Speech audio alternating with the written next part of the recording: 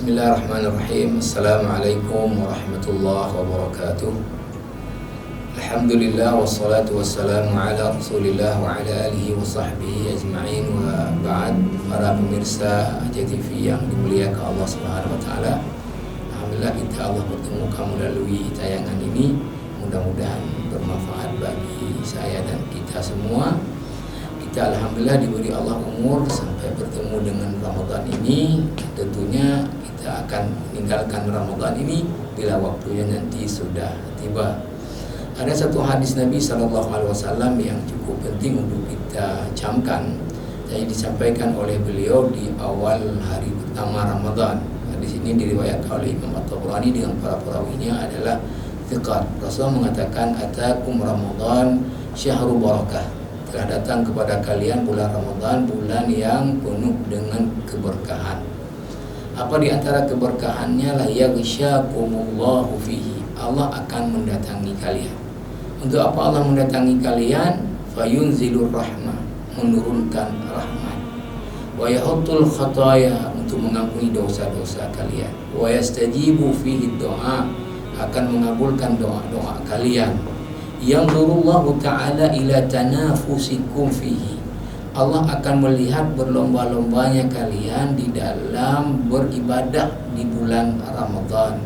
Wa yubahi bikum malaikatahu, dan akan membangga-banggakan kalian kepada para malaikatnya karena berlomba-lombanya kalian dalam beribadah di bulan Ramadan. Maka kemudian apa permintaan Rasulullah dalam lanjutan hadis kepada kita? Kata Rasulullah, fa'arullaha min anfusikum khaira.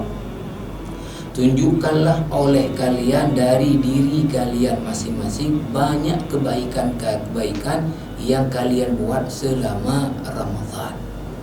Lalu hadis ini ditutup dengan fa inna syaqiyya man hurima fihi rahmatullah azza wa jalla.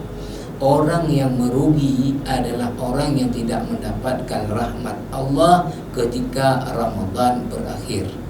Nah, kalau kita pahami daripada hadis ini dan kita simpulkan bahwa orang-orang yang merugi apabila Ramadan ini berakhir nantinya adalah orang-orang yang tidak memanfaatkan kelebihan-kelebihan, keistimewaan, keagungan, keberkahan Ramadan di dalam memperbanyak ibadah-ibadah kepada Allah Subhanahu wa taala.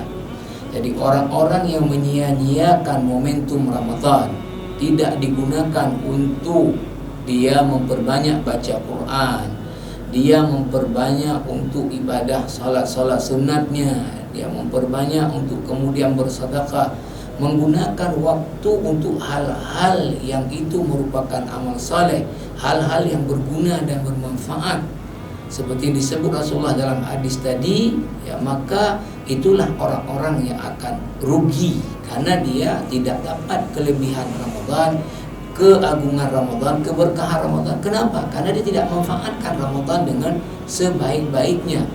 Maka Rasul minta kita untuk kita berlomba-lomba ya di dalam kita mempergunakan kesempatan Ramadan ini untuk meraih sebanyak-banyaknya pahala-pahala ibadah yang dijanjikan oleh Rasulullah SAW dalam berbagai hadisnya.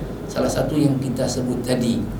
Maka kita amat sayangkan, ini mungkin perlu kita menggugah saudara-saudara kita, terutama kalangan pemuda ini, bahwa di awal-awal kita selalu masjid-masjid kita lihat ramai dengan jamaahnya. Tapi sekarang ini sudah mulai kemudian ya safnya maju ke depan, sudah berkurang jamaahnya. Tadi malam saya sendiri melihat bahwa di warung-warung kopi penuh orang ketika salat masih tarawih berlangsung di masjid-masjid. Nah, nanti masuk 10 akhir ketika keutamaannya luar biasa, pahalanya luar biasa. Di situ ada kata Rasulullah satu malam yang kalau kita buat amal satu kebaikan di situ, maka kita berbuat amal nilainya lebih dari 1000 bulan di luar malam itu, yaitu malam Lailatul Qadar. Ini Rasul minta kita tidak cari di 10 akhir.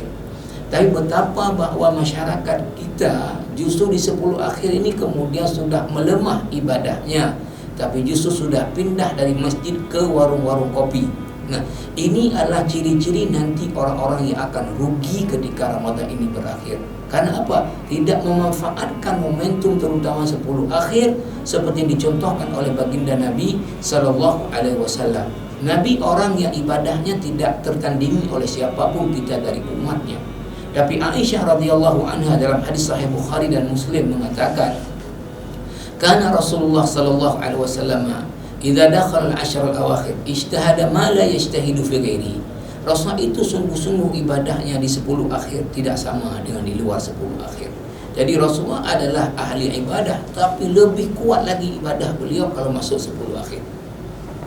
Apa yang dibuat oleh Rasulullah? Kata Aisyah radhiyallahu anha, qama lailahu wa aqama ahlahu wa shaddal mi'zar. Rasulullah itu bangun sepanjang malam, tidak tidur, beribadah di 10 akhir. Membangunkan keluarganya untuk beribadah, tidak tidur. Bahkan beliau itu syaddal mi'zar, tidak tidur dengan istrinya tapi i'tikaf di masjid. Imam An-Nawawi rahimahullahu ta'ala dalam kitab Al-Mu'tafil Fiqh Syafi'i, dan tentu yang mengutip kepada kita Al-Majmu' Syarah Mu'adzab, mengatakan siapa yang ingin mencontoh kepada i'tikaf Nabi di 10 akhir Ramadan, hendaknya dia masuk ke masjid di hari 20 Ramadan sebelum matahari terbenam, dan dia keluar lagi malam hari raya, agar semua 10 akhir itu dia ada dalam iktikaf di masjid. Begitu yang dibuat oleh Nabi SAW. Nah, kalaulah kita tidak mampu seperti itu, tapi paling tidak kita tidak menyia-nyiakan kesempatan 10 akhir itu untuk kita raih keutamaan yang ada. Kalau tidak, masuklah kita kepada kelompok orang-orang yang rugi ketika Ramadan berakhir, karena kita tidak memanfaatkannya untuk memperbanyak amal-amal ibadah, mumpung ini adalah bulan kelipatan pahala yang begitu luar biasa.